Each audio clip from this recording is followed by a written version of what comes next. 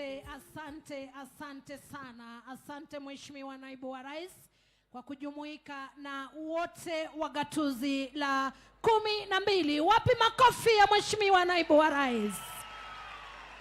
Asante. Kwa sasa naomba tukiwa tumetulia tuimbe wimbo wa taifa na wimbo wa Jumuiya ya Afrika Mashariki.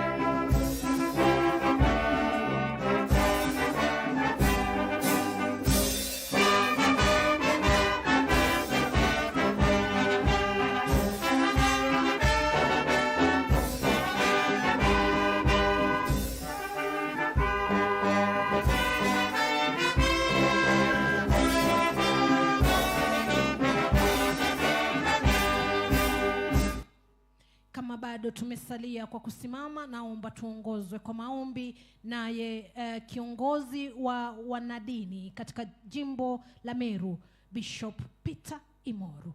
Tafadhali.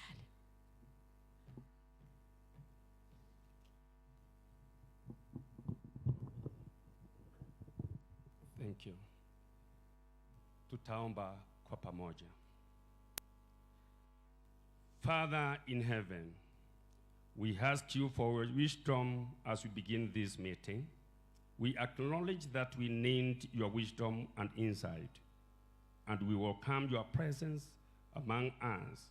Guide us in all discussions and decisions, helping us to seek what is best for all involved. We trust your perfect wisdom and ask that your direction and meeting according to your will. According to James chapter 1 verse 5, which says, if any of you lack wisdom, let him ask God, who will give generously to all without reproach, and it will be given him.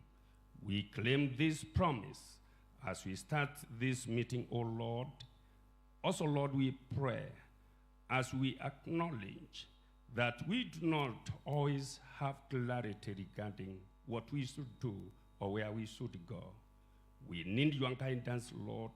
We need your wisdom to help us make the very right decision in this very meeting led by our son, Professor Kindiki.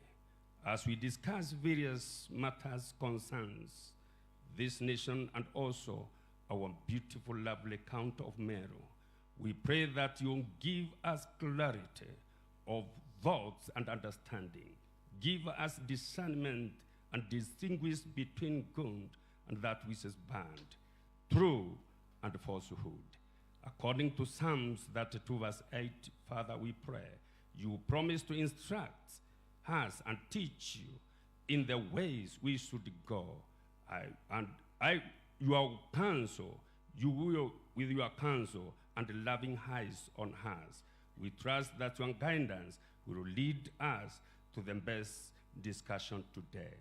We also pray for open heart and minds to receive wisdom from our very Son, whom you have appointed at a time like this to be the number 2 in this wonderful nation of Kenya. Thank you, Lord, for the wisdom that you have bestowed upon him, humbleness, and Lord, the direction that you are giving him even as he delivers to this wonderful nation of Kenya.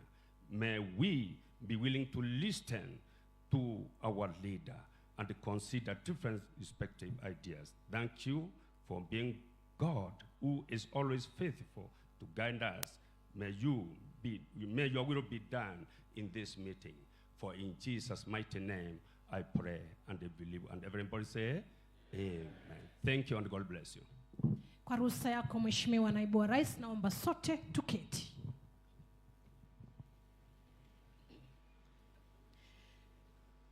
Mheshimiwa Naibu wa Rais Profesa Kithure Kindiki, Katibu wa kudumu katika Wizara ya Mashirika nchini, Mkurugenzi mkuu katika huduma ya wanyamapori nchini, Gavana wa gatuzi hili nambari 12, msaidizi wa gavana, seneta, wabunge wa kitaifa akiwemo mwakilishi wa kina mama, viongozi wa gatuzi hili tukufu almaarufu MCAs, viongozi wa zamani kwa uongozi wa gavana wa zamani, wasomi na wataalam mbalimbali, viongozi wa kidini na vijana, mugeni Antobeto, mugeni Kaere. Bila kupoteza muda, Mheshimiwa Naibu wa Rais, naomba nikualike uweze kuwakaribisha wageni wako na kuwazungumzia kwa kina. Karibu sana.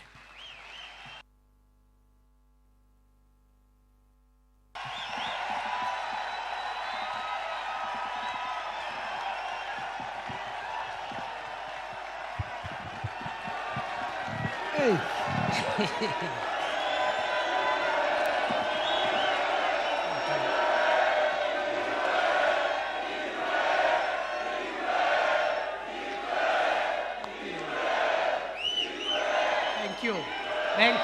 Thank you very much. Thank you. Naomba tuketi chini. Thank you very much.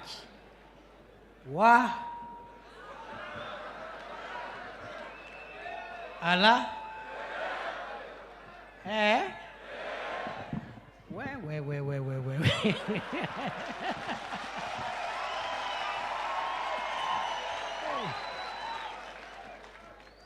Ndio Meru bakinyire Karen. Leo ni siku ya Wameru. Ni ya Wameru, si ya Wameru. Leo ni siku ya Wameru. Asanteni sana. Thank you very much. Karibuni sana. Waheshimiwa viongozi wa jimbo la Meru, wote, governor, deputy governor, senator wetu ambaye ni kiongozi wetu wa Senate kama naibu speaker, governor wetu wa zamani, Waziri Kiraitu Murungi, my senior, viongozi wote wa bunge, my colleagues, members of parliament, MCAs, wakiongozwa na speaker, our professionals who are here. Tuko na waziri wetu wa maji, tuko na PSs wetu, PS Kilemi yako hapa, PS Roslyn Njogu, tuko na PS Mugambi, tuko na other senior government officials ambaye sitataja majina yao yote. Tuko na chairpersons, directors in various parastatals, business leaders,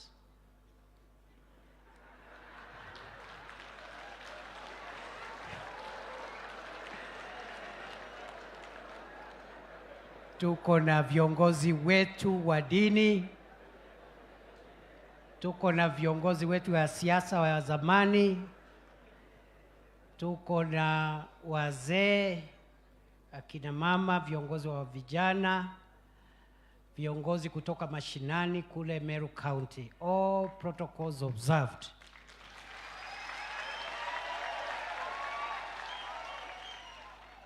Kambuke thie kaire mugeni. Mugakaire. Wacha nichukue nafasi hii niongee nikiwa wa kwanza ili niwajulishe maana na madhumuni ya mkutano wa leo. Na kwa sababu mimi ndio nilikuwa nimeitana, uniruhusu tu nianzishe majadiliano. Si namna hiyo? Ile siku mtanialika, nyinyi ndio mtaanza. Na kwa sababu mimi ndiye nimewaalika, wacha nianze leo. Si namna hiyo? Kana mtu aweta to mwanko mwekanya kweli mbia uweterete. So next time ukinialika, nyinyi ndio mtaanza. Lakini leo wacha nianze ili nieleze kwa nini nilikuwa request mfike leo. Niseme ya kwamba wakati nilitumana kupitia viongozi wenu, nilisema ya kwamba mkutano wa leo ni mkutano wa kuongea mambo ya maendeleo ya kaunti yetu ya Meru.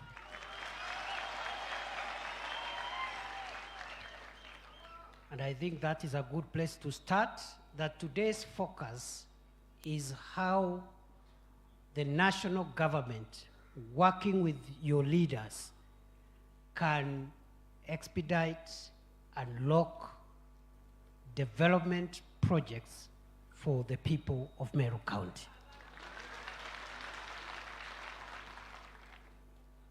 Niwashukuru kwa kuitikia mwito. Kwa sababu huu sio mkutano wa lazima, ni mkutano wa hiari.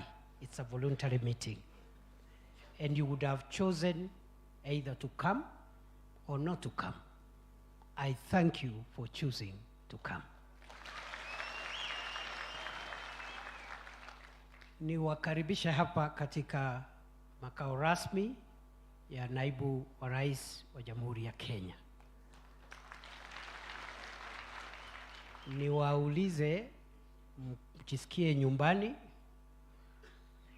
na kwa sababu leo ni siku ya Meru County, msiwe na haraka kutoka hii mahali.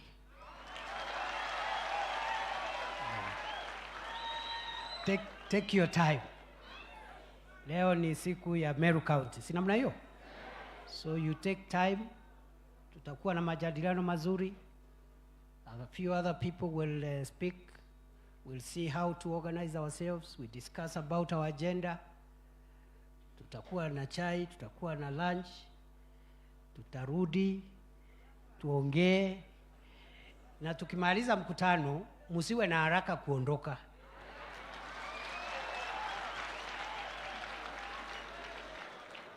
After the meeting is over, tukimaliza agenda ya maendeleo, you hang around here, walk around here, mchukue selfie.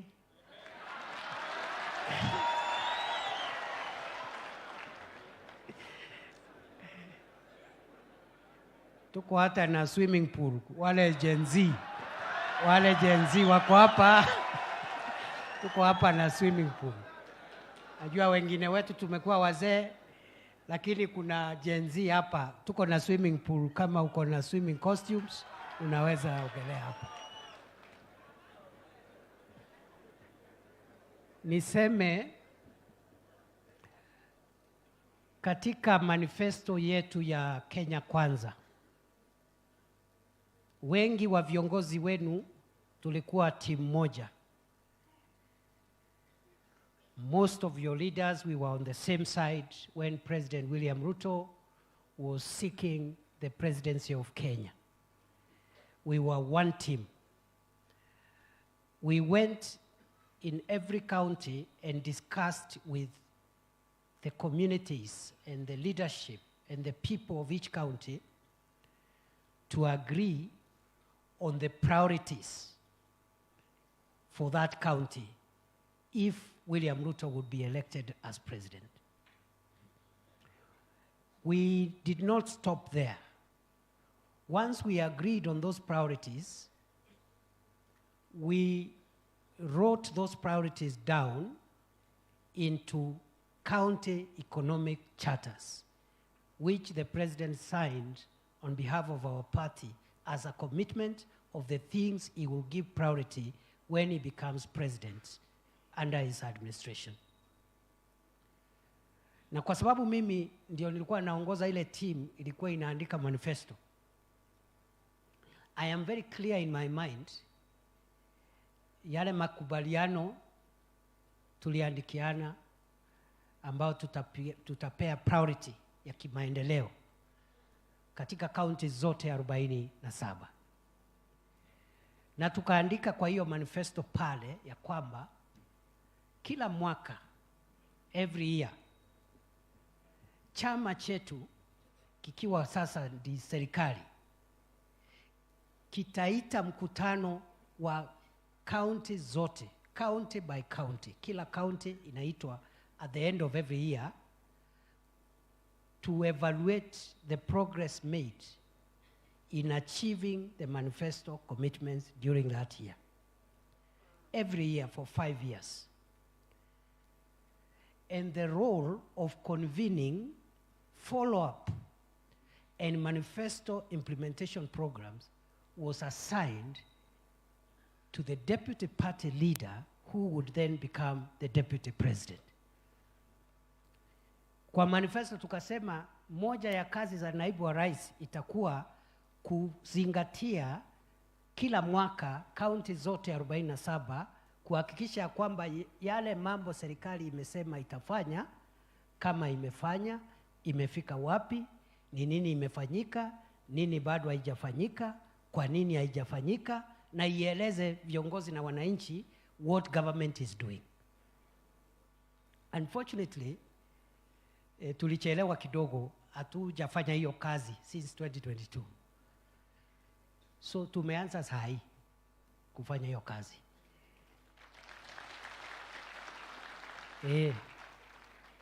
So tunaomba radhi tulichelewa. We should have done that in 2023. We should also have done that in 2024. This should be actually the third one. Lakini as they say, better late than never. Kweli si kweli? Because a government must give account to the people and to the leaders of what it is doing, and to explain if there are things we said we should do and we have not done, explain the reason. We call that public accountability. So hii mikutano tumeanza sasa. I think Meru now is the 8th or 9th county. Ilianza Taita Taveta, kaenda Embu, nikaenda Kajiado, nikaenda Tharaka Nithi, nikaenda Isiolo, nikaenda Samburu. I think this is and Kiambu last week, 7th. So Meru is the 8th.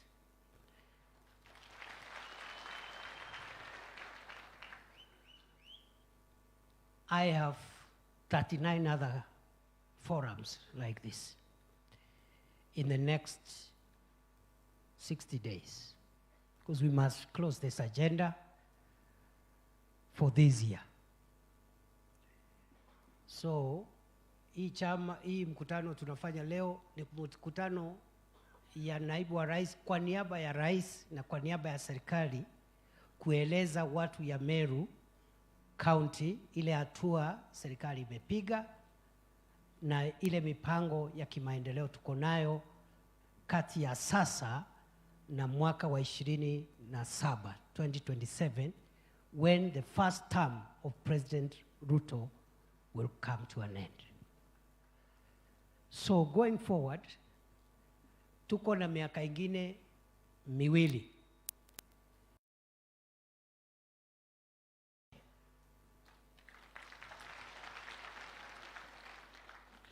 Ndio tuulizane, we were here last year, you told us we are here, where are we now? How many new roads? How many new water projects? How many new electricity connections? Because that is the only way we can engage with the people and explain ourselves and our agenda as government. Kwa hivyo mkutano wa leo ni mkutano ya maendeleo. Najua mambo ya siasa, there are people here from different parties.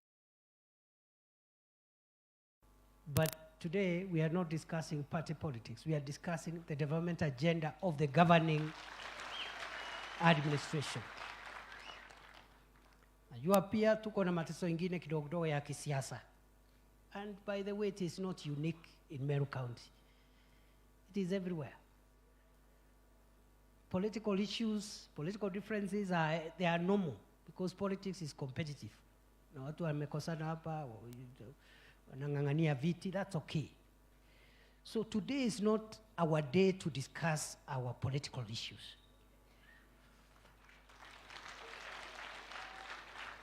Kwa sababu, if we mix the agenda we are discussing today with our political differences, our people will lose.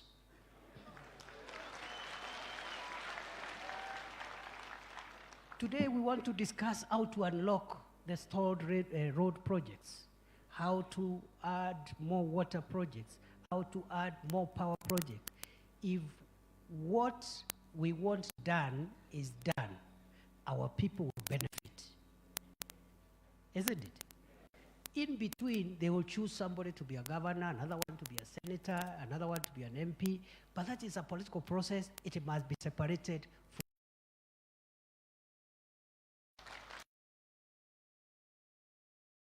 Tumeona tumechukua muda kidogo na viongozi wetu, tumekubaliana leo sio ile siku tafadhali. Wakati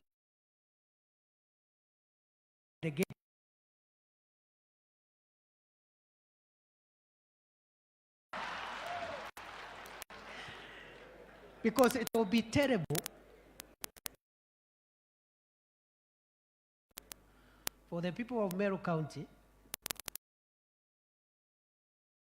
requested the people watu yetu hawatatusamea. They will never forgive us, isn't it? So leo mtaniruhusu sio ile siku, and unajua shida sio hawa viongozi, shida ni supporters. Ndio wanachochea ndio wanawaambia mheshimiwa lazima sijui useme, lazima uonekane. So today amkubaliani na mimi? Amkubaliani na mimi? The problem of every politician, me included, is my supporters. Hao ndio shida ile kubwa. Hao ndio wanakuchochea, lazima uonyesha misuli, abana. But in the process, if you are a leader and you allow to be excited by your followers, you lose the focus. You lose the focus. And the eyes of the people are on you because you are the leader. You must lead. So mimi nimeshukuru. We have agreed that today, let us focus on development ya watu yetu. We will have another opportunity many times to discuss many other things.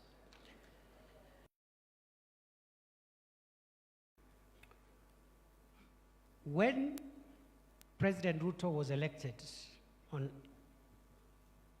and sworn in on 13th of September 2022, the economy of Kenya was in very bad shape.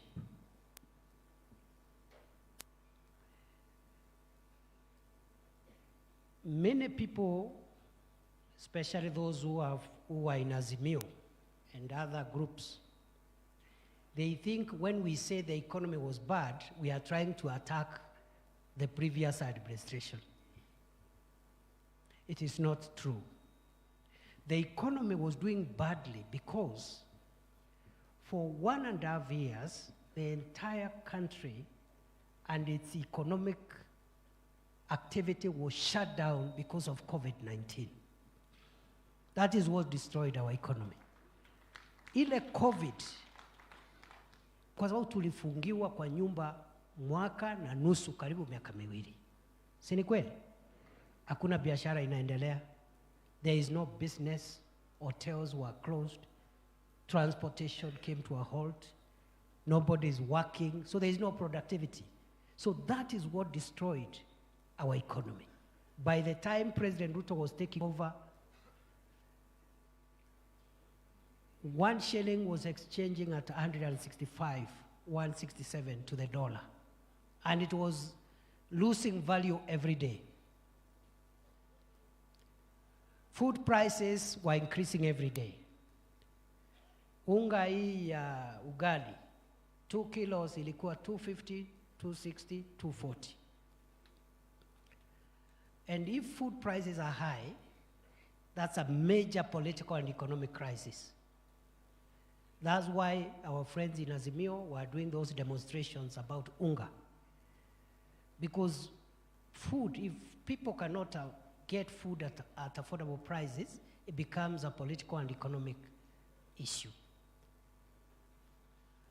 For the last 2 years, President Ruto has worked extremely hard to turn around the fundamentals of macroeconomic stability, in the sense that the broad economic variables that influence the cost of living, which were going haywire, are moderated today and they are under control. Let me explain. Unajua mtu akitoka pale Nkobo ama pale Maua ama Betunguu ama Charia ama Kerua atauliza sasa mambo ya dola inahusu mimi nini? How does the dollar or the strength of the shilling, what is the connection between the strength of the shilling and myself? Ile vitu watu yetu wananunua pale Meru town, most of those items kwa maduka ya Wahindi, they are imported products from abroad. The people who import those products import them using foreign exchange, mainly the dollar. If the shilling is weak, the person bringing those items will use more Kenya shillings to import 1 container. And therefore the price of those items to our people will be very high. If the shilling is strong, to import 1 container, you need less shillings per dollar, the prices will be moderated. That is the connection between the common mwananchi and the strength of the currency. If the shilling is strong, the shilling will have more purchasing power, and the products that come, that are required in our household will cost less.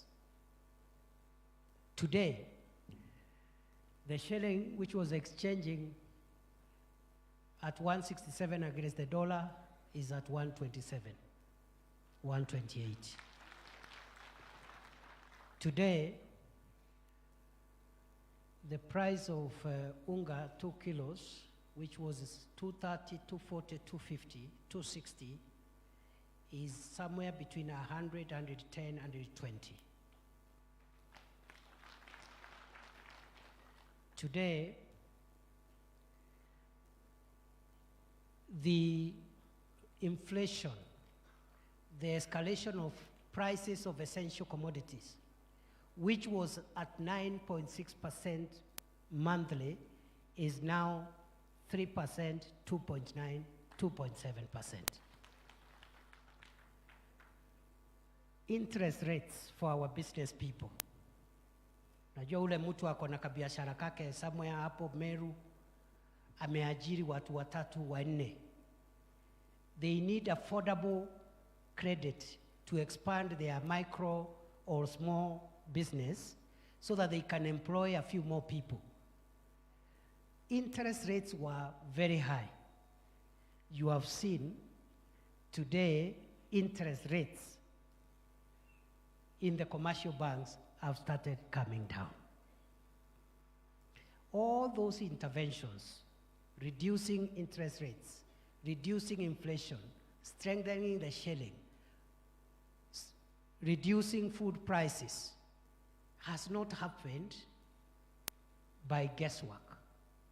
It has happened by hard work of President Ruto and his administration. Very painful decisions we had to make. So the revenue we were collecting, we were applying it to stabilize food prices, to stabilize fuel prices. Remember, fuel prices had gone up to 217 a liter. And today now it is in the region of 165, 167. So that is what has taken our 2 years. Heavy lifting, hard decisions. And today, what remains now for the remainder of the term, 2.5 years now, is now to build on that strong foundation of a strong macroeconomic performance to roll out programs and projects that will easily now increase the amount of money in the pocket of the individual. Hiyo ndio biashara tumebaki nayo. Si tulisema pesa mfukoni? But you cannot have programs for increasing household incomes when inflation is escalating, when the shilling, the currency is weakening, when interest rates are high, when food prices are high. Therefore, most of the money went into subsidized fertilizer. And today, for the first time in 16 years, Kenya will not import even 1 bag of maize. When we came into office in 2022, we had to give permits for importing 10 million bags of maize. The second year, the amount of imports went down to around 7 million. This year, we will import 0 bags of maize. Subsidized fertilizer, other interventions to strengthen that value chain, and we are doing that for other value chains. So that is what has occupied us for the last 2 years. But you see, we didn't have this forum to explain to the people what we are doing. And that's why government was getting the bashing it was getting. And some other characters who are opposed to this administration who are busy poisoning the public, telling them this government is doing nothing. Because unless you handle macroeconomic factors, it's like building a house. You must first dig the foundation, and then you start building upwards. So those interventions were necessary. It is unlikely that fuel prices will increase again in the near future. It is very unlikely. Small adjustments, but nothing to worry about. Today, we are not going to import sugar. If we imported the sugar, it will be less than 100 metric tons, 100,000 metric tons, because our consumption is about 1 million metric tons, and we have now produced over 900 metric tons. The gap is very small. For the first time in 22 years, Kenya will not import sugar. And you've seen the rating agencies, which are run by foreign governments. They have been very hostile. They have never rated Kenya positively for the last 15 years. For the first time, they said the economy of Kenya is looking upwards. 2 months ago. Actually, 1 month ago. So that is what we've been doing. Going forward, we must now add money to the pockets of Kenyans. How? How? What are the priorities?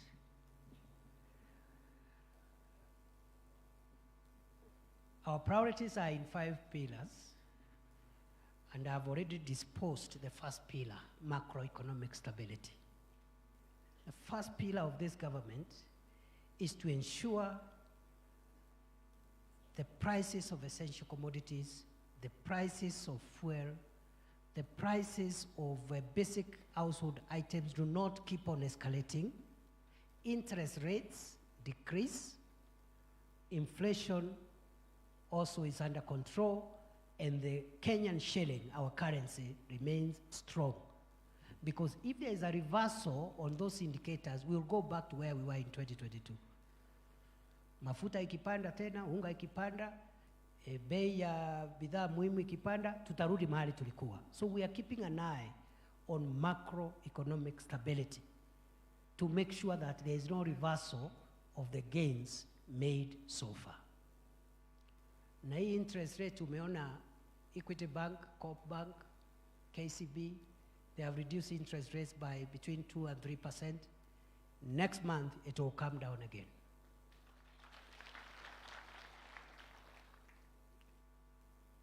The central bank, you know, this interest rate is controlled by the central bank lending rates. Banks were not lending businesses money because government was borrowing that money. Now we are not borrowing that money. So the banks will be forced to come and look for customers to give credit, the way it was in the first years of Mwai Kibaki's administration. So that's what we are doing, macroeconomic stability. Number two, because I said there are 5 pillars, it is working on the value chains, the production, marketing of the value chains where the majority of the people of Kenya derive their daily income. Where do the people of Kenya get their daily income from? Agriculture. Somebody is either a farmer, livestock. They keep livestock either for meat or dairy. In some counties, they are fisher folk. They are fisher people, fishermen. The blue economy, the fisheries, and the economy of Kenya, about 80% of the people, they derive directly their income from those very primary sectors: agriculture, livestock, fisheries, and perhaps mining activities. We call it the primary sector. So we have spent the last 2 years, and we are going to spend the next 2.5 years increasing the value and the income of our agricultural production. And that's where Meru County comes in, because Meru County is largely an agriculture county. In 2022, the country earned 158 billion shillings foreign exchange from tea. In 2022, the country earned 158, thereabouts, billion shillings from the sale of tea. In 2023, the figure rose from 158 billion to 181 billion. In 2024, the figure rose again from 181 billion to 211 billion. That is tea. Coffee. In 2022, the sale at the coffee exchange, commodity exchange, are 50 bag of cherry. The average price in 2022, a bag of cherry was in the average of $160 per bag. That figure rose in 2023 from 160 to 180, not 160, 180. It rose from 180 to an average of $225 per 50 kilogram bag of cherry. In 2024, it rose again from an average of $225 to $319 per 50 kilogram bag. The actual income from coffee in 2022 was about 60 shillings per kilogram of cherry. to the farmer. In 2023, the value or the income from coffee rose from an average of 60 shillings per kilogram of cherry to 80 shillings a kilo to the farmer. In 2024, the figure, which was at 80, rose to 101 shillings per kilo. Hiyo ndio report card. And we want to upscale. 2026, we'll give a report. 2027, we'll give a report before we go to the ballot. Isn't it? So that is the agenda. I've just given you tea and coffee because those are primary cash crops for many parts of Meru. I have told you what we are doing for sugar, because even if we don't grow sugar, we consume sugar.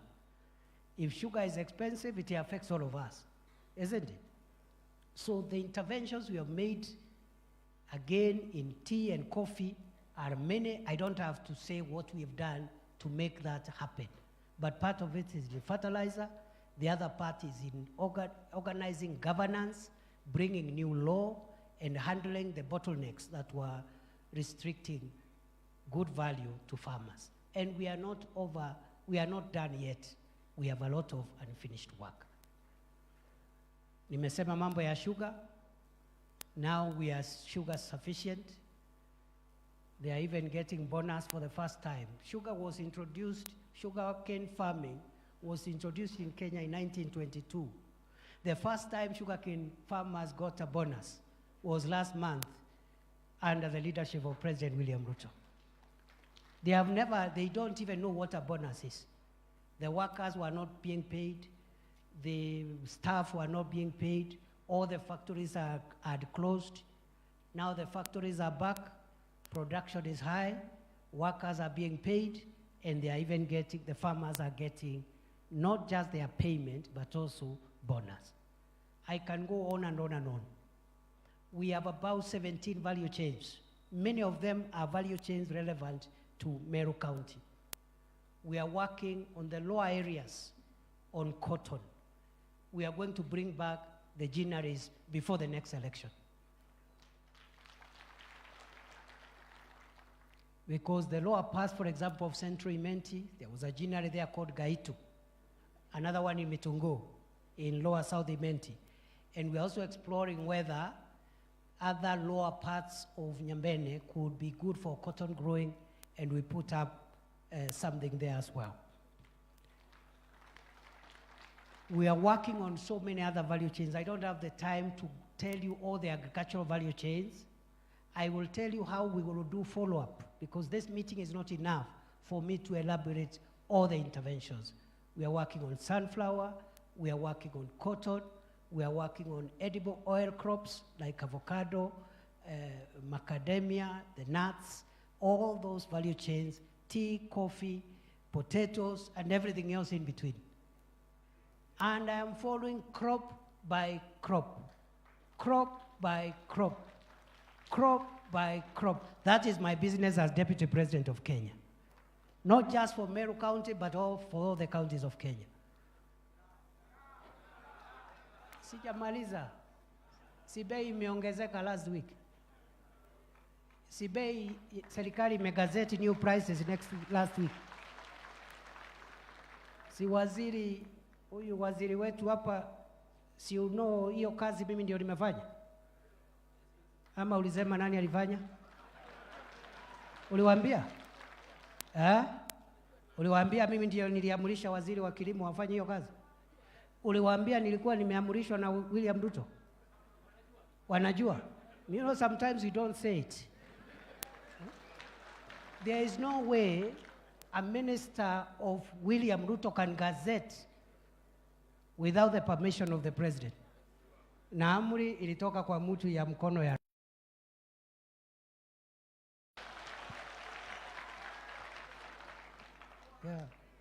Hii mambo mingi tunafanya hata hatusemangi. You don't say, you just do.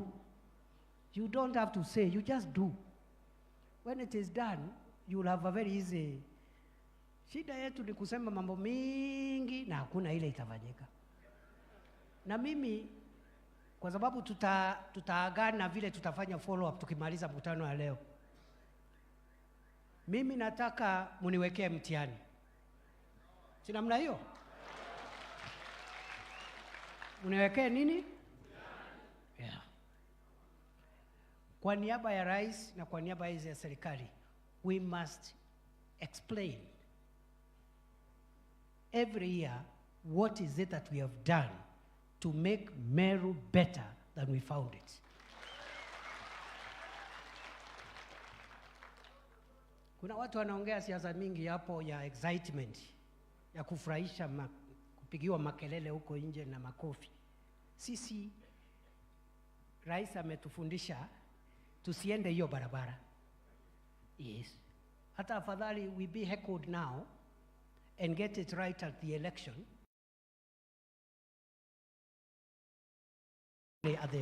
at the ballot. So we are very focused. Na unajua hii kazi ya maendeleo is boring work. It's not exciting.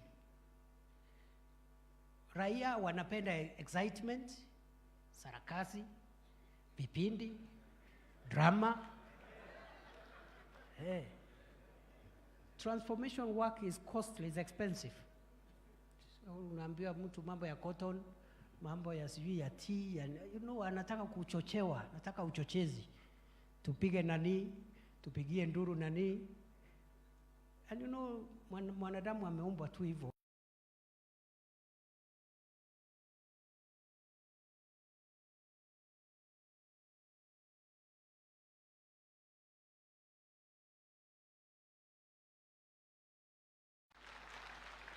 Very simple. Ndio nasema mimi ni jirani yenu. Mimi natoka hapa nyumbani tu, I'm one of you. Si namna hiyo? The only way I can be valuable to you is you ask me, what is it that we can say you have assisted us to unlock as Deputy President of Kenya for the people of Meru? The issue is not how long I will stay in this office. That's the least of my worries. That is the least of my issues. The same for President Ruto. Naona watu wengine wanamutisha, sijui atakuwa sijui term moja, sijui term ngapi. Does it really matter? It doesn't matter how long you stay in office. What matters is what you do while in office. Yeah. So wale wanategea sisi hapo, they are just wasting their time. Should look for other things to do. Yeah. And you know, a leader doesn't have to be popular all the time. But a good leader knows when to be popular. Knows the timing, when popularity is important. Because there are many people who shine in between hapa katikati, but when it matters, si wanazama. So, I was with the president the other day in northern Kenya. I saw some people making a lot of fun about the long road he was explaining. And actually, I was very happy when I saw people trying to mock the president, because I have information which they don't have. That road is going to be constructed. Yeah. The people saying that, they don't know.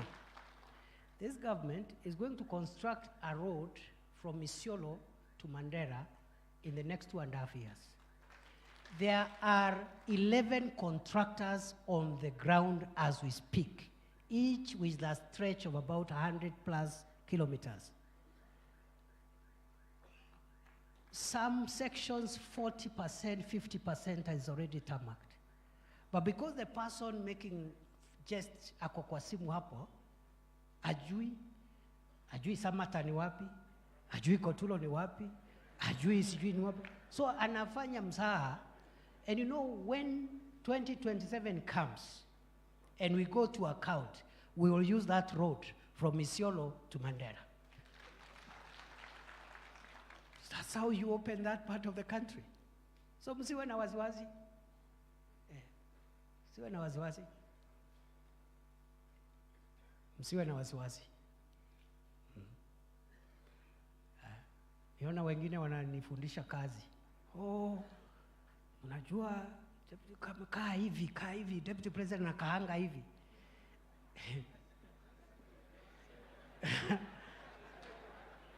My friend, si ushughulike na kazi yako. Yeah, shughulika na kazi yako, my friend. Yeah. When that time comes, si mimi ni deputy president. Mtihani yangu sio ya rais, itakuwa ya deputy. Ama si mtu ya form 4 anapewa mtihani ya form 4. Mtu ya university anapewa mtihani ya degree. Mtu ya form 1, mtu ya primary, mtu ya PP1. Mimi ni deputy rais. Mtihani yangu ni ya deputy rais. I will pass with flying colors.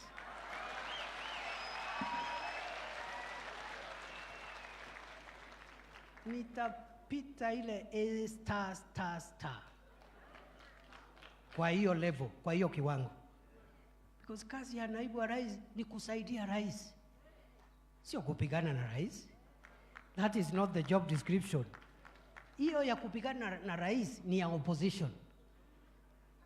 Opposition kazi yao ni kupiga rais na serikali yake.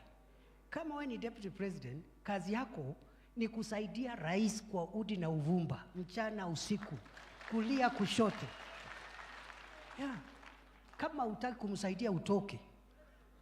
Yeah, ujoin opposition, ukijoin opposition hakuna mtu ako na haja na wewe. You can do what the opposition does.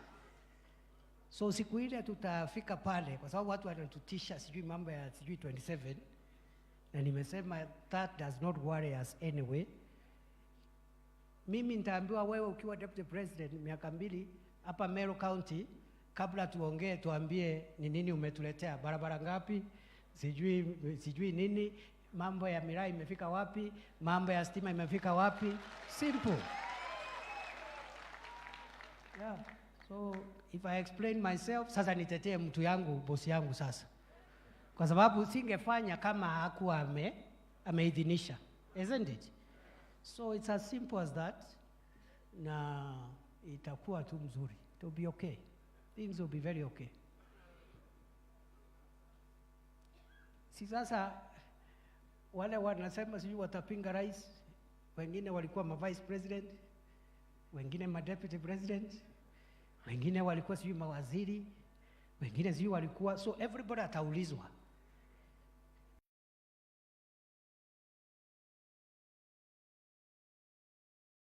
Alikuwa deputy president, mama vice president, mwaka 5, mwaka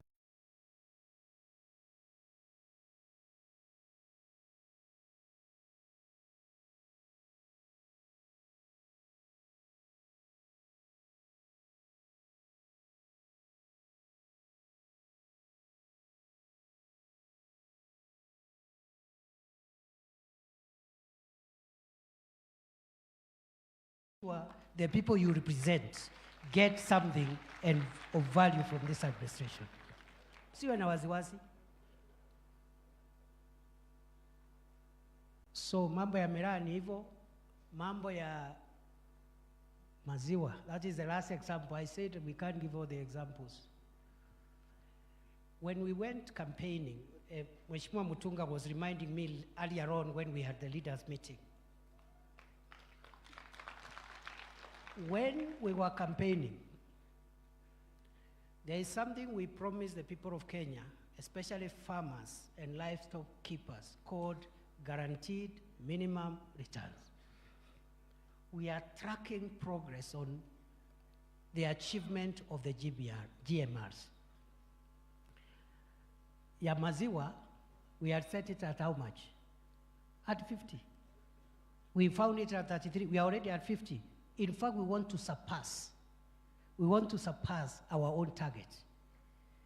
So value chains is the second pillar in agriculture, livestock, mining, fisheries, and blue economy. And every part of the country we have interventions we are making.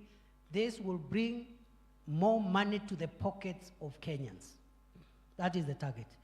Maziwa bei ikiwa juu, mkulima anapata bei zaidi.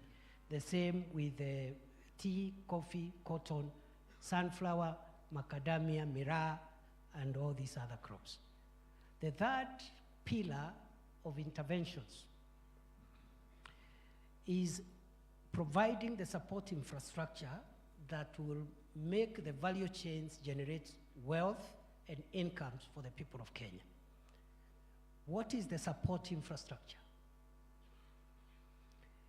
Roads, electricity, ICT connectivity because of e-commerce, water,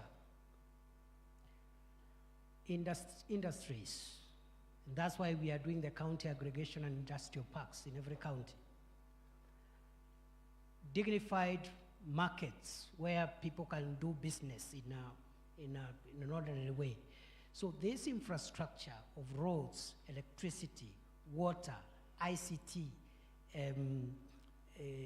special economic zones, county aggregation and industrial parks, and so forth, and markets, we are on top of things. God has been gracious.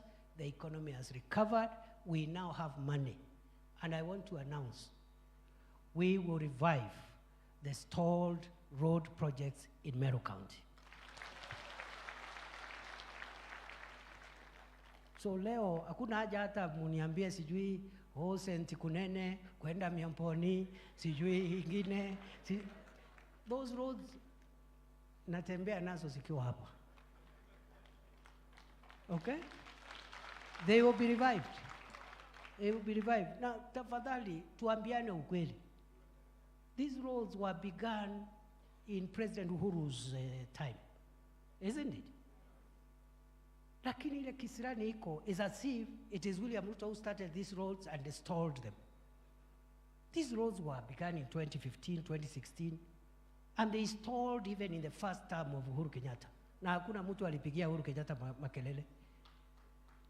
Tuambiane ukweli. Yeah, tuambiane ukweli. Some of them, like zile kule Tharaka Nithi, I'm the one when I was Senate Majority Leader who launched most of them. The others, President Uhuru came himself with his deputy. The inter-county ones, like hii ya Geaki Miamponi, tulifanya na Daudi.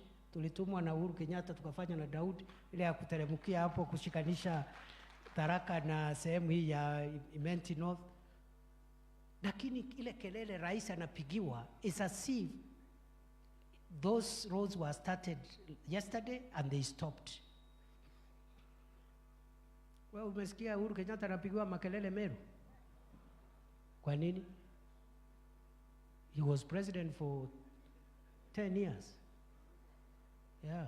The second time hata hakukanyanga Meru, the entire 5 years. But we still our leader, there is no problem. We are not blaming him.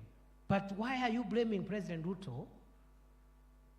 And we are accounting for, we are saying this is what we are doing and this is what we are doing. And you can see some of the effects of our efforts are bearing fruits.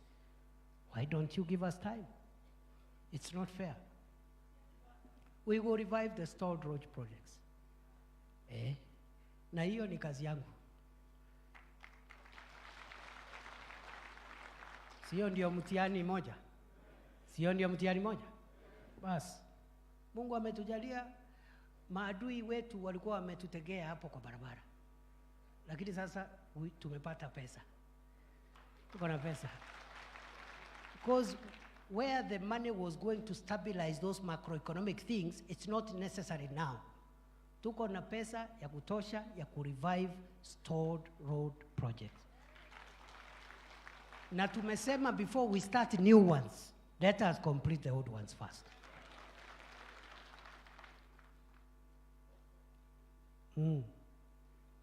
Yeah. So nitawaambia how we'll unlock that. We have money for stima, last mile connectivity. We have about 36 billion already, and another 12 billion itakuwa inaingia this Thursday. So we are good. Mambo ya last mile tuko sawa. We have money for markets. We are constructing the KIPES. And I want to commend the Meru County Aggregation Industrial Park is one of the best in terms of completion. It is nearly 70%. Meru, Migori, ndio iko karibu na completion. Zingine iko 5%, zingine iko 0%.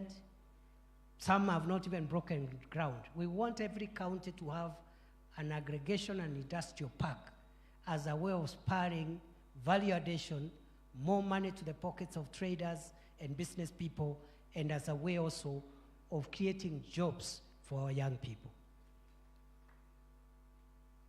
Tuendelee tusiendelee? Sio ndio agenda ya serikali? So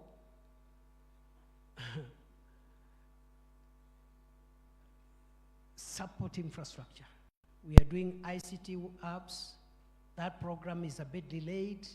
We are trying to unlock it, of making sure every ward there is an ICT app.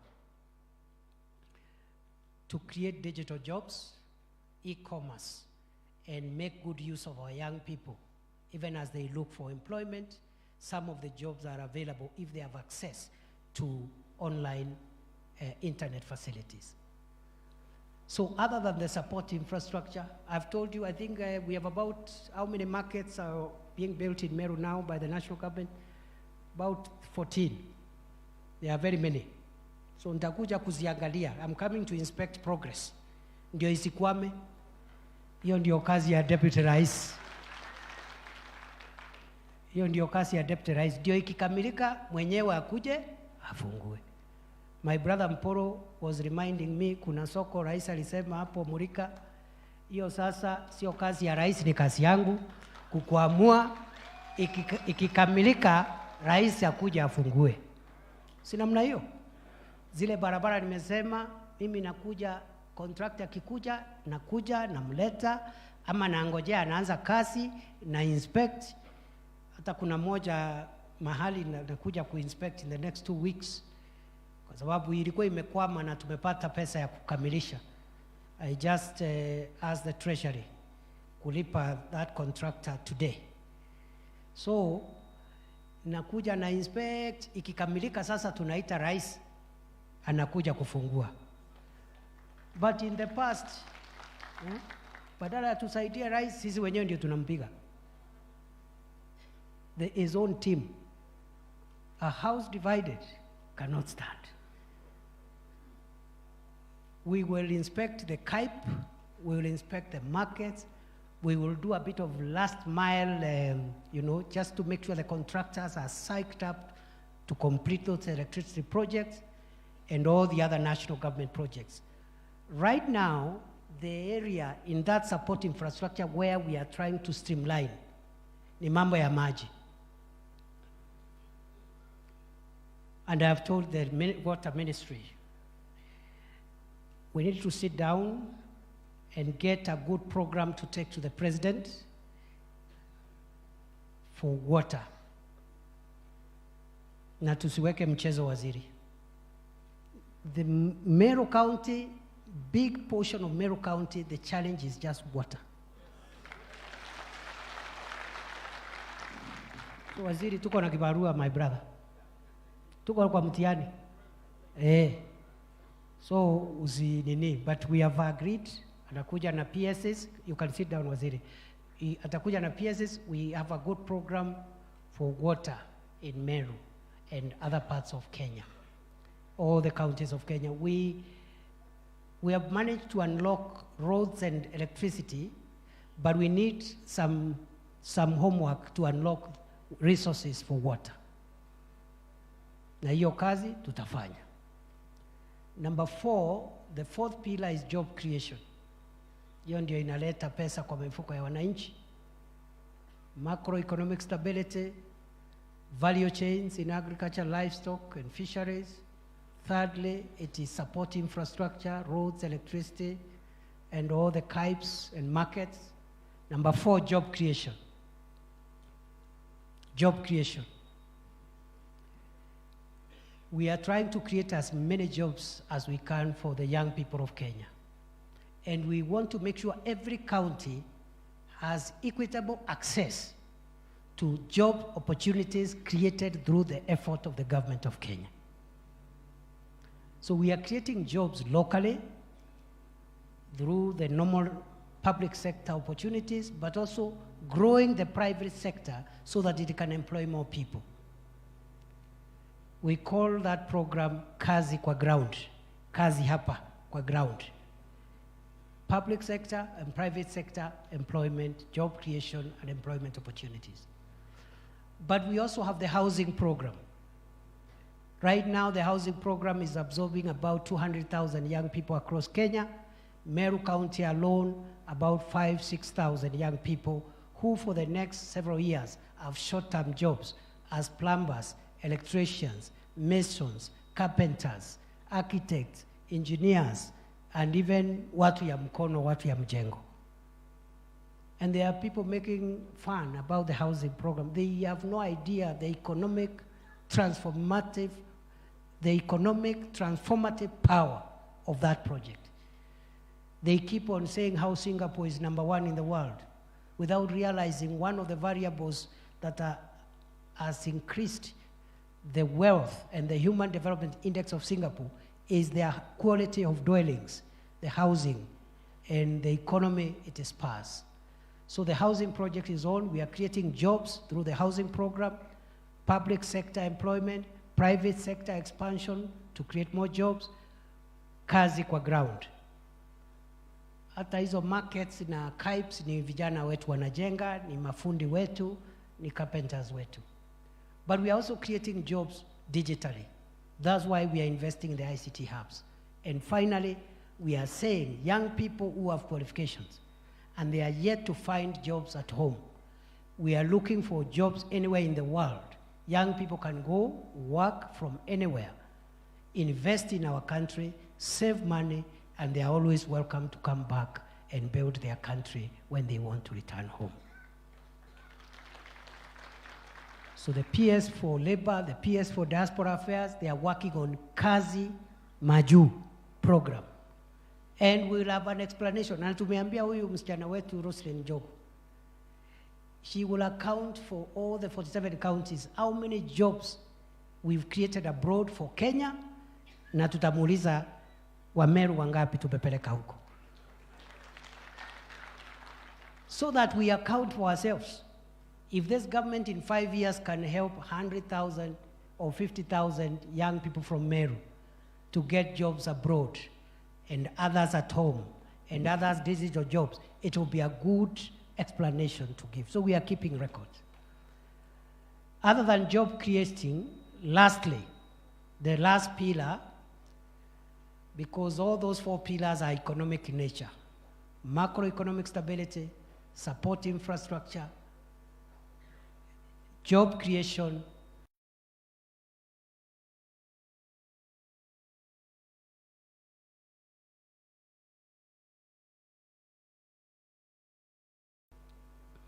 very important, social enabler.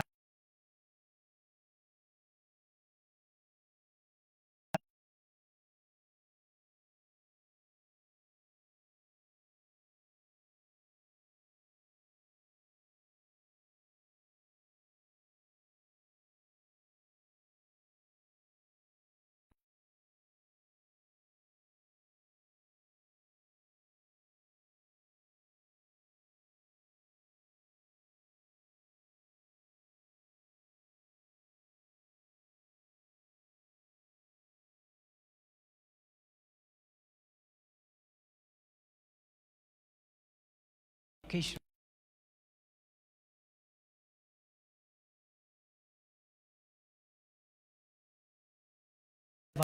Education.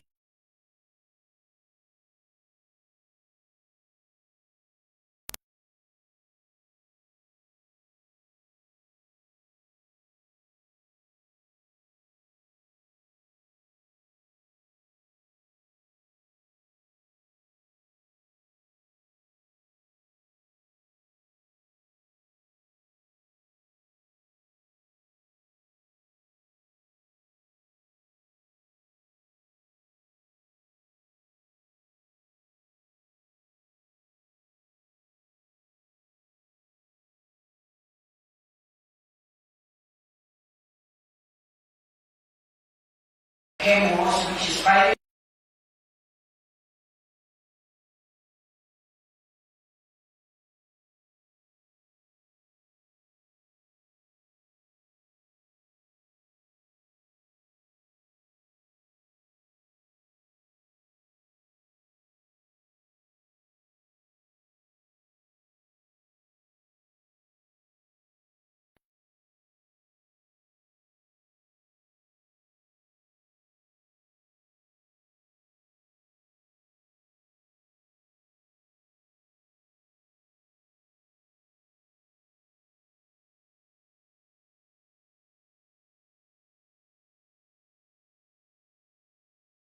Ni mbili.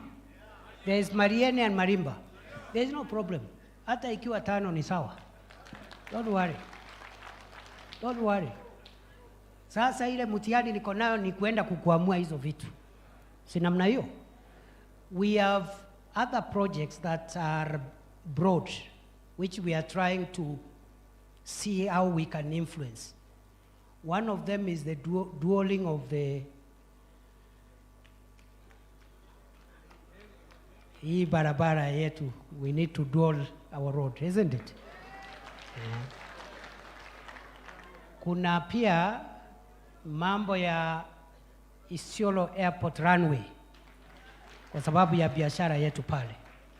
And there's other projects like the Metongo airstrip which can help us. Yeah? So musiwe na wasiwasi. Musiwe na wasiwasi.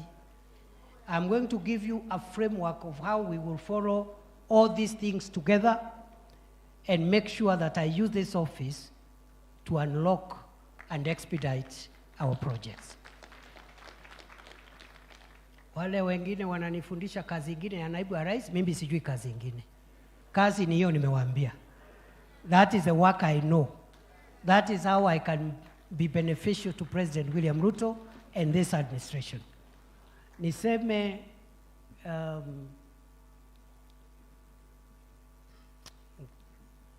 ntikoenda mnokwaria na kinyumbani unto it's an official function.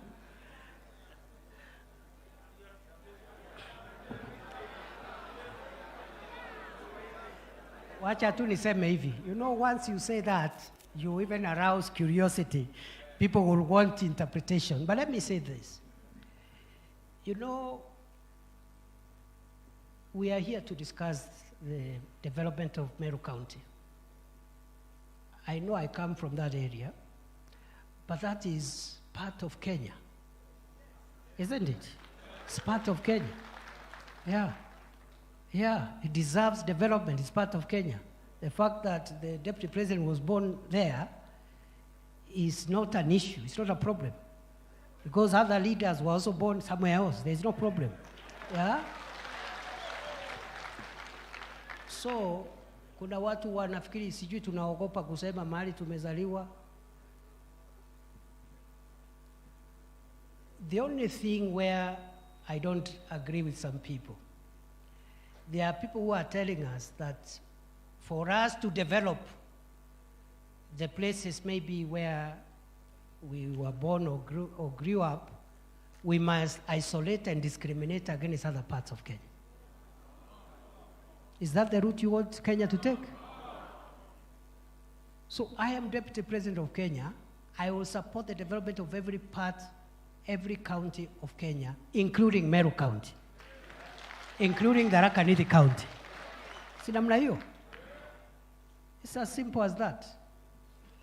And you know, some of the big development projects we saw during the time of the late Mzee Kibaki, during the time of President Uhuru, you've seen some good development projects in many parts of Kenya, including our region.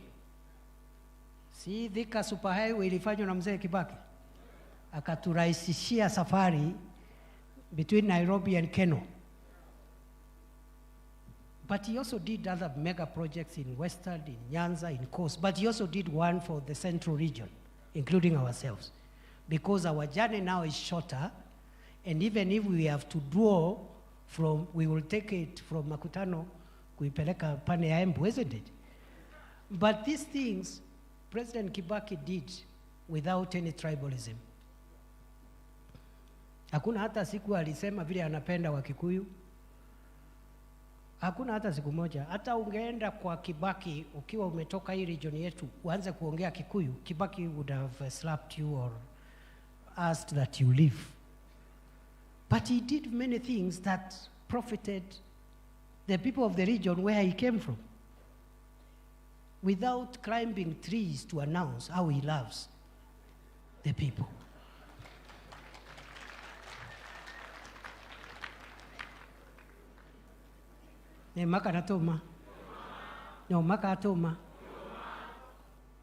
President Uhuru did a lot of transformational projects. Ndiye alianzisha ile Dungukundu ya Mombasa. He did some in Kisumu. He did other projects including the Isiolo Moyale Road. He did Kibaki actually for us, let me bring it home even. Kibaki is the one who did for us Mati Road. Isn't it? Kuna siku ulisikia Kibaki akisema vile anapenda watu ya Mount Kenya, sijui watu ya Meru. He used to talk about Kenya. And he did what he did for various parts of Kenya, including our area. President Uhuru also did a lot of projects across Kenya. But one of the projects that is home, is nearer to our region, the dual carriageway which Mzee Kibaki left at Keno, aliisukuma ikaenda mpaka Marwa. True or false? Najua tukifika pale makutano tunapiga kona, lakini bado alitufufishia safari. Kuna siku ulisikia Uhuru akitangaza bila anatupenda? Si alikuwa anasema anapenda Kenya yote? Na alifanya that in other parts of the country. So hii ukabila, mtu asikudanganye ati ndio uonekane wewe ni maarufu, unaenda kupiga kelele ya ukabila na uko na nafasi ya uongozi katika taifa. It is wrong. It is unconstitutional. Sijui kama tunaelewana? Yeah, that is the ideological differences we are having with some of our colleagues. Because they want us to shout, oh, I'm doing this, I come from here. But today, Wameru wanaishi kila mahali katika nchi ya Kenya. So if you develop everywhere, you are also supporting our people there. Wakati nilikuwa minister wa security, I spent a lot of time in some of the hotspots. I came to Meru North severally. I may not have come much to the other parts of the county because the security challenges were less. I spent time in North Rift. I spent times in Lamu.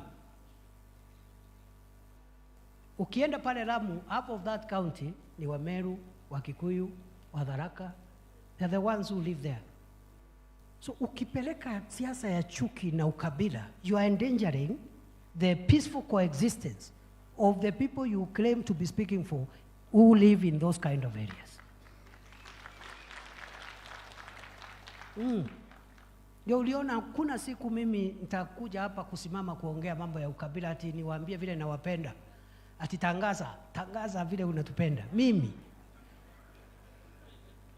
nitangaze aje sasa? Why? Yeah.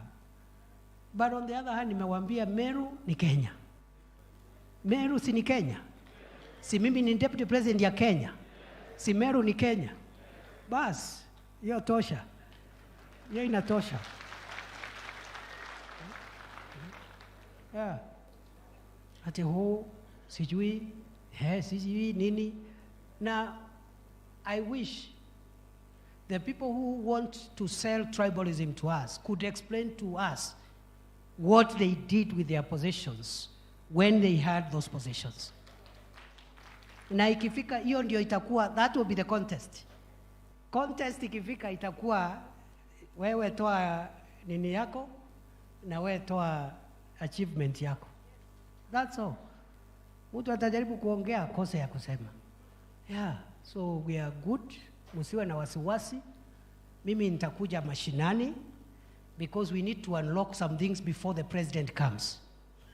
Hatutaki rais akuje to inspect projects which we are not sure there is enough funding, the project will be completed. We want to spare the president from doing a lot of routine things or from announcing something which he has not been briefed properly, that it has an end-to-end solution. And that's the problem we have been having. And my colleagues who are in government, ministers, PSs, sometimes we are the ones who are embarrassing the president by inviting him to an event, and you know very well you are not sure that project is end-to-end funded. So wacha sisi tusukumane na hii kitu. Afadhali mimi ni inspect kitu, ikikwama mimi nipate hiyo embarrassment. But by the time the president comes, anakuja kufungua either a complete project, or if he is inspecting, we are very sure there is an end-to-end solution for that project. Ndio tuondolee rais watu hapa kumkejeli na mambo kidogo tu ya upuzi, and part of it is just us. Sasa tuko hapa na wakubwa, ma-PSs wako hapa, tuko na CS hapa, tuko hata huyu jirani yenu huyu Dr. Kanga, ile mambo mnasukuma hapo ya National Park, huyu ndiye mkubwa ya National Park, we Kanga. Resolve that issue ya Meru National Park hapo. Si tinikwambia hivyo? Yeah, Keti, you don't even need me. Tafuta viongozi wa Meru, what the county government wants done, so that Meru National Park brings some revenue and what have you to the local, to the county government. Go and work out a win-win solution, because we are doing it for Masai Mara, we are doing it for Savo. Why can't we do it for Meru National Park?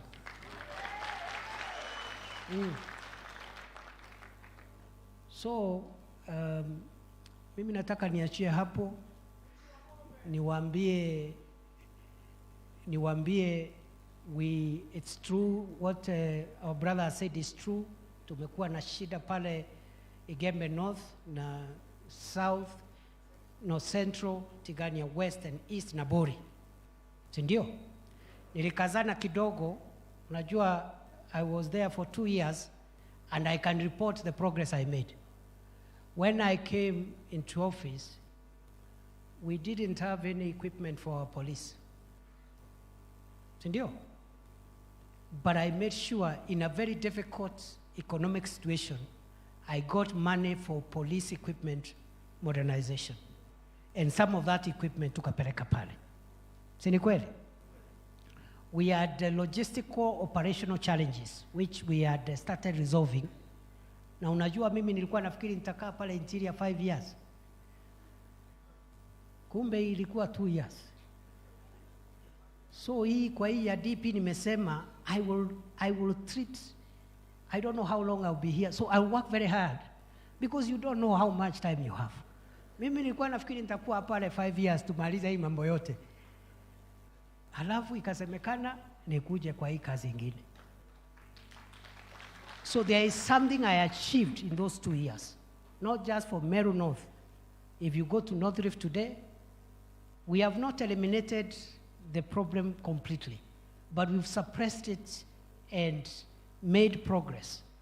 Lamu, where people were getting killed every day, has been calm for 2 years. Meru North, there is still an issue, and we have a solution, which I don't want to announce here, but I will tell it to you through your leaders, because I don't want to publicly say the solution we have, and it has come from your leaders actually, to be honest.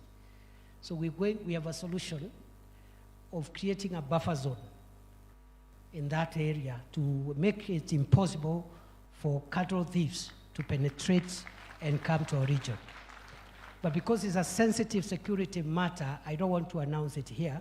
Let it be known, we have a solution. We are going to complete the remaining part in the fight against banditry and cattle rustling. I have also requested the State Department for livestock to factor in some of the most affected families in the restocking program that we are doing across Kenya. So factor in hapo hiyo sehemu yetu some of the most affected families, they may not be restored to the situation they were in, but at least of interventions to help them restock and restart their lives. And I instructed the PS for livestock to make sure that Meru North, that the whole affected area gets part of that solution. So I'll be asking the members of parliament from those constituencies to go, wakutane na PS na waziri, wamalize hiyo, kama ile ya miraa vile imemalizika. Mimi nawashukuru sana. This is how we are going to proceed.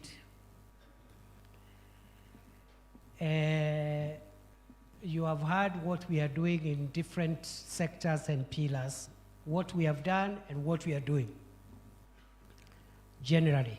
And I've already told you the only place we have some work to do is the water issue. Hiyo maji ngojea, a few other months I will report progress on water. Waziri knows what I've told him. Lakini stima tuko sawa, barabara tuko sawa. Sina mna hiyo? We are also farming up our value chains ya miraa, tea, coffee, cotton, hapo tuko sawa. So vile tutafanya, from here we are going to break into constituencies, the 9 constituencies. We have enough space here. Niliwaambia leo hakuna haraka, leo ni siku ya Wameru. Si namna hiyo? So every constituency na mbunge wenu mukae mahali fulani. Mukubaliane, museme naibu wa rais amesema we are doing markets, KIPES, we are doing roads, but kwa barabara amesema restored projects.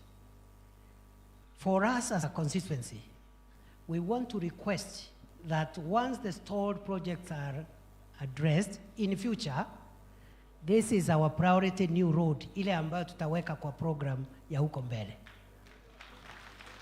Si namna hiyo? Number 2, we have also maybe like watu ya South Imenti, hiyo mambo ya Metongo airstrip, watu ya Central Imenti, maybe the issue of the Ginary, you know, get maximum 5 priority projects that you want us to start planning for. Kwa sababu safari ya kesho upangwa leo. Si namna hiyo? So that even if we are not going to do new roads until we revive the old ones, it's good we know once we finish the current roads, we can have at least in every constituency a priority road. Do something between 3 priorities, minimum 3, maximum 5 per constituency. That break will take 30 minutes. It will take us to 12 o'clock. We will have early lunch at 12.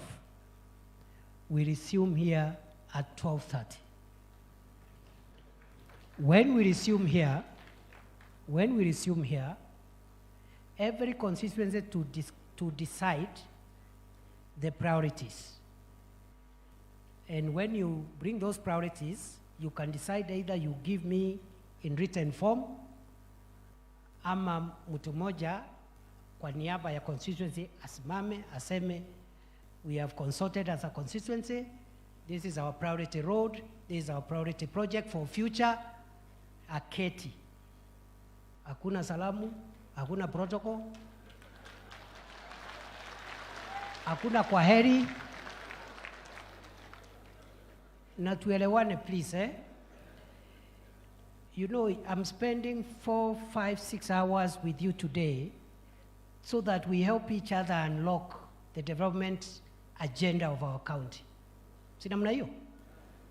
Sio ati sikuwa na mikutano mingine. So please, do not hijack this meeting for any other reason. So ule kama ni mbunge ataseme mwenyewe ama mtu mwingine ikubalike, na isikuwe mtu anakuja kusoma hizo resolutions hapa ni mtu wako na vita na viongozi, anapigana na viongozi kila siku. Because today is not the day for that.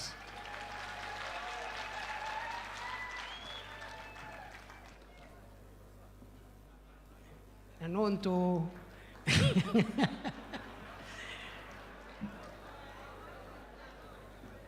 nonto ndwenu na ibombije. Tunamna hiyo? Ndwenu na ibombije properly. The person who comes, just come. Don't greet us. Just let me read the agreed priorities. Ukimaliza, and I'm the one who will moderate that process.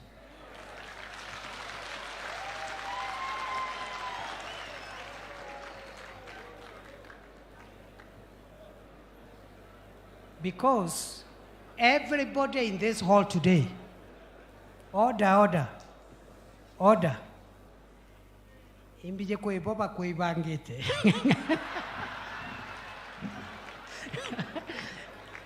No, we want to make maximum use of this meeting. And everybody today in this tent is my guest. It's not your guest. When you call your meeting, we will come as your guests. You will treat us the way you want. So please, you cannot come here and use my platform to attack any of my guests. Because you are also my guest. Because you are also my guest. Sinamna hiyo? Yeah. But as soon as we finish, tukitoka, you can now, waroke waba, no yokia madokana hapo kuidete, boka yokia madaga, boka choka ndoene. Tuende na hiyo barabara? Tuende na hiyo barabara? Because this is a very important meeting. We cannot trivialize it. None of us is permitted to trivialize this meeting, including myself. Including myself. I cannot misuse this meeting. Sinamna hiyo? So, kuna watu hapa nikiwaangalia walikuwa na plan kidogo. Lakini ni sawa, there is no problem. There will be a day for that. So once the presentations end, we will take resolutions. This meeting must have resolutions. Sindio? So we'll take resolutions of the meeting. After we take resolutions, nitawaambia vile tutaambiana kwa heri, but we will recognize all the leaders present. We will recognize all of them. All of them, we will recognize all of them. Na kama kuna mtu ametuma apology, tuambiwe so that we record the apology.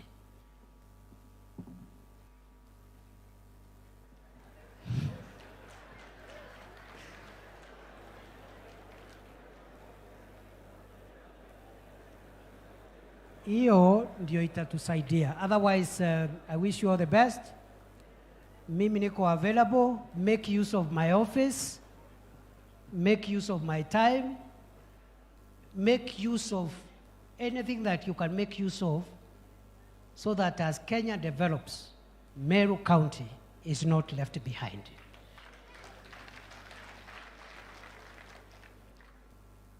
And because munanijua, if you misuse the platform, we will embarrass you.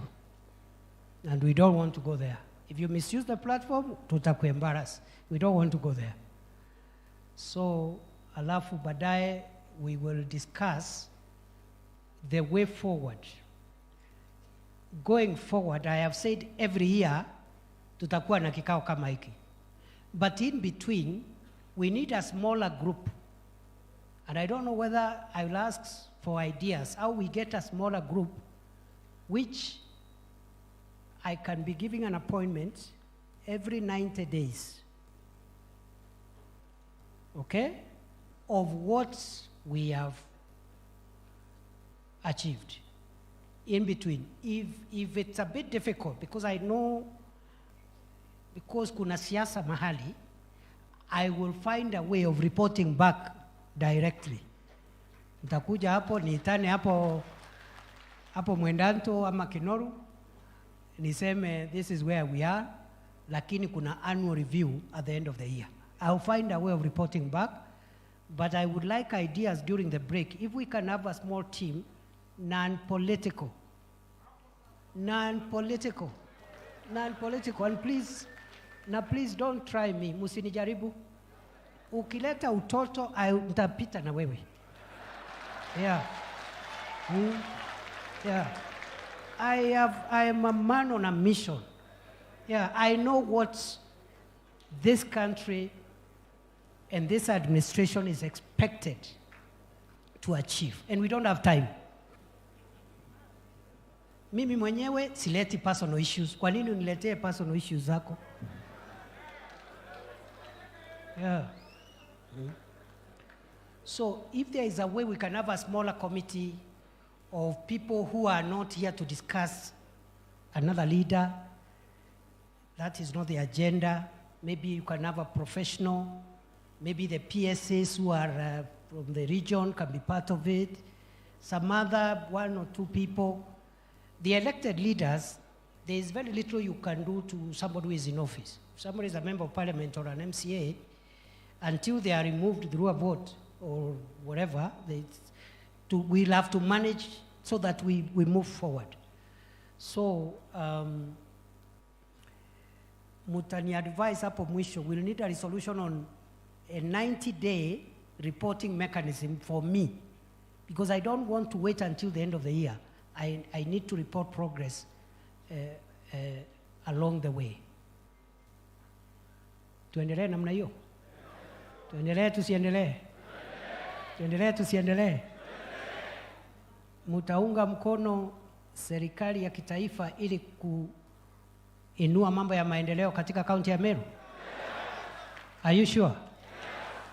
Kuna watu wanaandika kwa mitandao ati kuna watu pale Meru hawataki anything from the national government.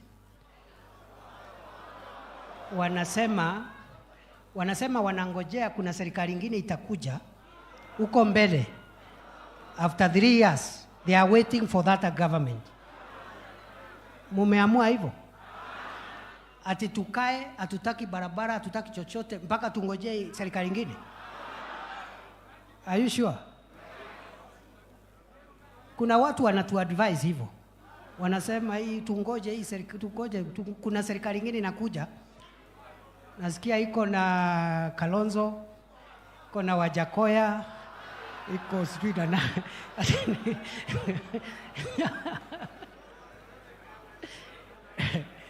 No, there's no problem. Unajua hao ni watu ya opposition and they have a right to vie for whatever seat. Hakuna mtu ako na problem. Lakini unajua wakati Kalonzo atakuja pale Meru, nitamwambia wewe Kalonzo, my brother, umekuwa vice president 5 years. Toa development track record yako ya Meru County ukiwa vice president, na mimi nitoe yangu. Na mimi nitoe yangu ya miaka 2.5.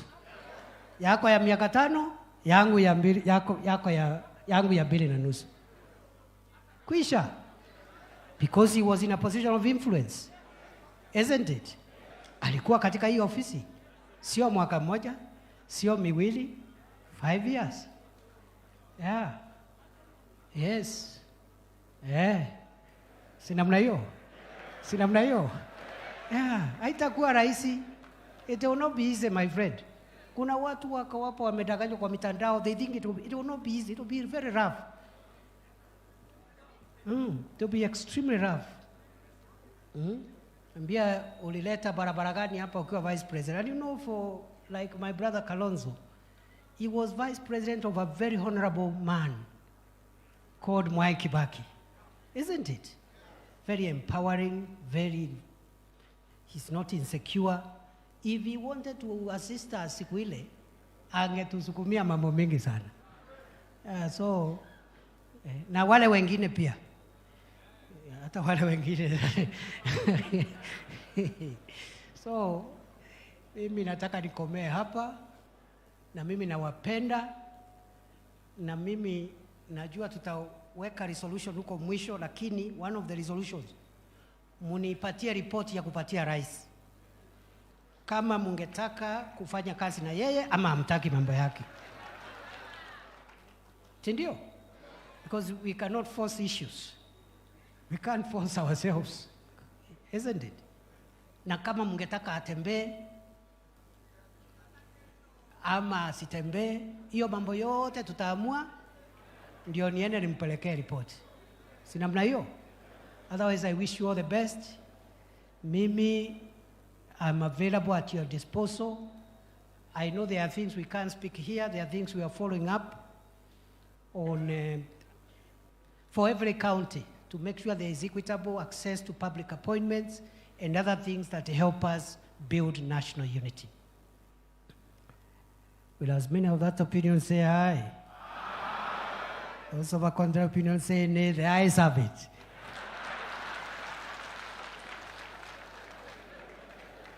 Let us take a break. We resume at 12:45 after lunch. But first, do 20 minutes consultations on the 5 priorities. When we resume at 12:45, we start reporting from minute number 1. Asante sana. God bless you. God bless Meru. God bless Kenya. Asante sana, tusimame juu bila kuondoka mahali tumeketi kwa sababu ya uelekezi unaofaa. Tafadhali.